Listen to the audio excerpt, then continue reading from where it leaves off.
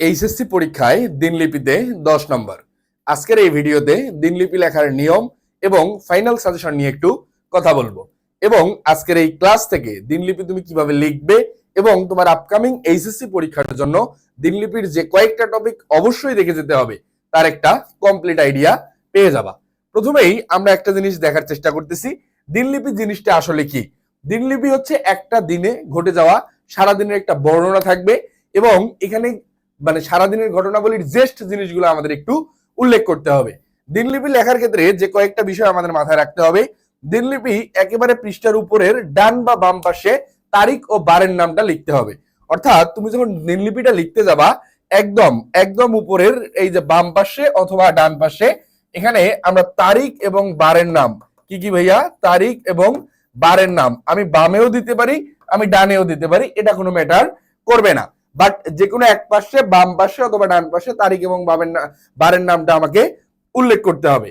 এরপরে ছিল এর মাধ্যমে বোঝা যাবে ঘটনাটি কত তারিখে এবং কি বারে ঘটছিল।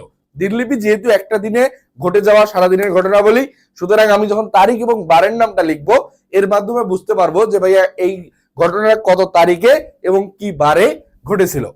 দিনলিপিতে ঘটনার সময় ও স্থানের নাম লিখতে হবে, এর মাধ্যমে ঘটনাটির সময় ও স্থান সম্পর্কে ধারণা পাওয়া যাবে। অর্থাৎ আমার যে জায়গাটাতে ঘটনাটা ঘটছে আমি যখন এখানে তারিখ বারের নাম লিখছি, আমি যদি এখন মনে করো আমি লিখতেছি তোমার কলেজে নবীনবরণ প্রোগ্রাম হয়েছে অথবা পয়লা বৈশাখ হয়েছে, তাহলে আমি যখন এখানে কলেজের নামটা লিখবো, আমি যখন এখানে কলেজের নামটা লিখবো তাহলে আমি বুঝতে পারবো এটা কোন কলেজের ঘটনাবলীটা বর্ণনা করছে। এরপরে আমরা যে বিষয়টা দেখার চেষ্টা করতেছি, দিনে ঘটে যাওয়া সমস্ত ঘটনার বিস্তারিত নয় বরং উল্লেখযোগ্য বিশেষ বিশেষ ঘটনা সংক্ষেপে লিপিবদ্ধ করতে হবে। খুবই টার্নিং পয়েন্টের একটা কথা যে ভাইয়া আমি তো দিনলিপিতে চাইলেই সারা দিনের সমস্ত ঘটনাবলী লিখতে পারবো না বা লেখা আমার উচিত না, আমার এই পরিমাণ সময়ও থাকবে না। সুতরাং এই যে দিনলিপিতে যখন তুমি তোমার ঘটনাবলীগুলো উল্লেখ করবা এটা হচ্ছে বিশেষ বিশেষ ঘটনাবলী। বিশেষ বিশেষ অর্থাৎ যে ঘটনাবলীগুলো দ্বারা তোমার কলেজ সম্পর্কে বা তুমি যে প্রোগ্রামটা সম্পর্কে লিখতেছো এটা সম্পর্কে একটা ভালো আইডিয়া দেয়, অথবা ওই দিনের উল্লেখযোগ্য বিষয়গুলো নিয়ে কথা বললে যেগুলো শিক্ষককে আকৃষ্ট করবে, এই জাতীয় জেস্ট জিনিসগুলো তুমি উল্লেখ করার চেষ্টা করবা। এর পরবর্তীতে আমরা দেখতেছি দিনলিপিতে নিজের নাম বা উত্তম পুরুষ আমি আমরাতে লিখতে হবে। দিনলিপি লেখার সময় একটা কথা খুবই ক্লিয়ারলি মাথায় রাখতে হবে, এটা হচ্ছে উত্তম পুরুষের জবানিতে লিখতে হবে। উত্তম পুরুষের জবানিতে অর্থাৎ তুমি ঘটনাটা বর্ণনা করতেছো তার মানে তোমার তোমার জবানিতে লিখতে হবে, উত্তম পুরুষের জবানিতে লেখা বাধ্যতামূলক। এরপরে হচ্ছে দিনলিপির ঘটনাগুলোর সঙ্গে সম্পৃক্ত চরিত্রগুলোর পরিচয় সংক্ষেপে তুলে ধরতে হবে। এখন একদিনে তুমি মনে করো দিনলিপিতে অন্তত 5 থেকে 7 জনের ঘটনাবলী তুমি উল্লেখ করছো, এই 5 থেকে 7 জনের যখন ঘটনাবলী তুমি উল্লেখ করতে গেছো তার মানে এই 5 থেকে 7 জনের সংক্ষিপ্ত পরিচয়, বুঝতে পারছো?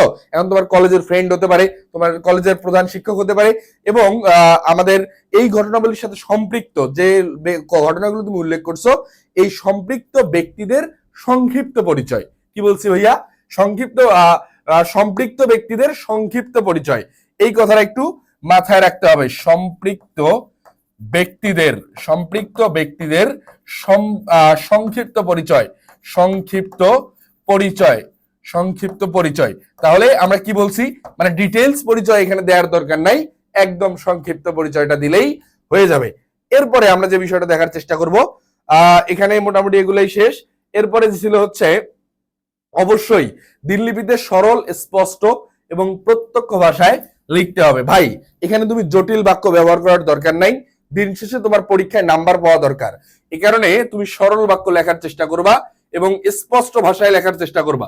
মানে কোনো প্রকার কথার মধ্যে জটিলতা নিয়ে আসার কোনো সুযোগ এখানে দরকার নাই, সুযোগও নেই। দিনলিপি একান্তই ব্যক্তিগত রচনা বলি, এতে নিজস্ব অভিমত, দৃষ্টিভঙ্গি এবং অভিজ্ঞতার খোলাখুলি প্রকাশ করা যাবে। অর্থাৎ দিনলিপি যখন তুমি লিখতে যাবা তার মানে তোমার এটা ভাই সারাদিনে ঘটে যাওয়া একটা কার্যাবলী, মানে যা ঘটছে তুমি একটা জিনিসকে লিপিবদ্ধ করতেছো।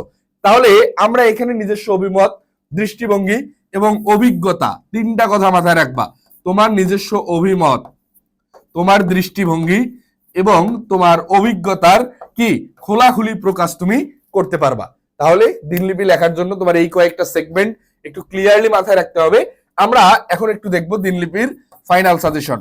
দিনলিপির ফাইনাল সাজেশন এখন ফাইনাল সাজেশন বলতে আমরা যে কয়েকটা টপিক না পড়ে তুমি পরীক্ষার হলে যাবে না। দেখো, বাংলা নববর্ষ বা পয়লা বৈশাখ কিভাবে উদযাপন করছো এটা নিয়ে একটা দিনলিপি চলে আসতে পারে।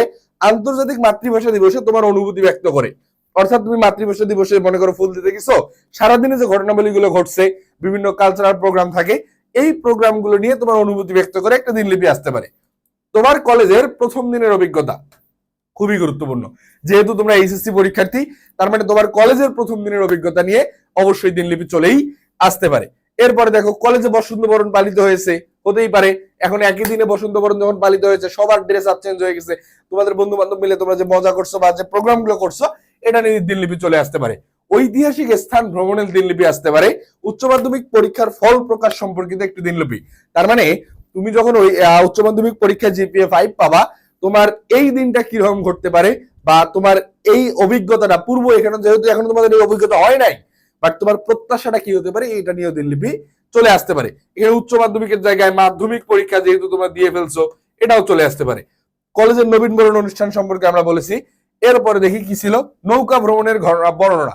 এখানে যে কোনো কিছু ভ্রমণের বর্ণনা দিয়ে আসতে পারে।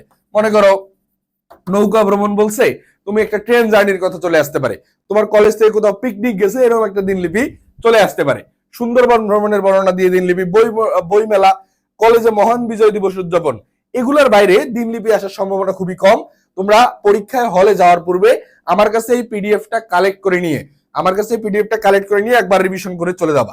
এবং এখানে আরেকটা জিনিস মাথায় রাখবা, এই পিডিএফটা পাওয়ার জন্য আমাদের আজকের এই ভিডিওটি একটু শেয়ার করে ভিডিওটি শেয়ার করে সাইদ সজীব স্যার ফেসবুক পেজে অথবা এই হোয়াটসঅ্যাপ নাম্বারে 0193407965 এই হোয়াটসঅ্যাপ নাম্বারে যোগাযোগ করতে পারো।